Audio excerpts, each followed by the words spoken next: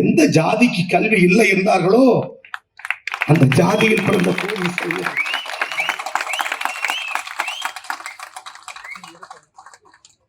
பள்ளிக்கூடம் போகாது என தடுத்தார்களோ அந்த ஜாதியில் பிறந்த கோவி செல்வனை தமிழக அரசின் உயர்கல்வித்துறை ஆசுவாசப்படுத்திக் கொண்டு அடுத்த வினாடி அந்த பிரேக்கிங் நியூஸ் மாறி வருகிறது. செந்தில் பாலாஜி மீண்டும் மதுவிலக்கு மற்றும் ஆயத்தீர்வை மின்சாரம் துறை ஒதுக்க வேண்டும் அல்லவா? துறை இலாக்கா. அடுத்த ஆவடி நாசர் வெளிநாடு வாழ் தமிழர்கள் சிறுபான்மையினர் நலம். மூன்றாவது சேலம் ராஜேந்திரன் சுற்றுலாத்துறை.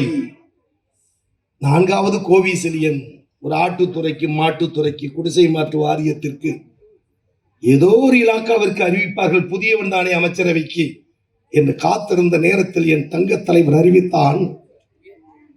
எந்த ஜாதிக்கு கல்வி இல்லை என்றார்களோ அந்த ஜாதியில் பிறந்த கோவி செல்வன்.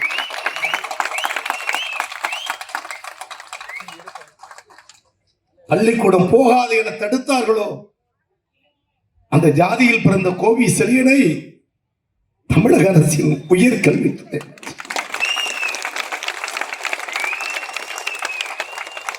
என் அண்ணன் எஸ்ஆர்எஸ் சொன்னார், அனைவருக்கும் அனைத்தும் ஆய்வார்த்தல்ல, எங்க தங்க தலைவன் ஒரு தாழ்த்தப்பட்டவனுக்கு தந்த உயர்ந்த பதவி. என்னையும் அறியாமல்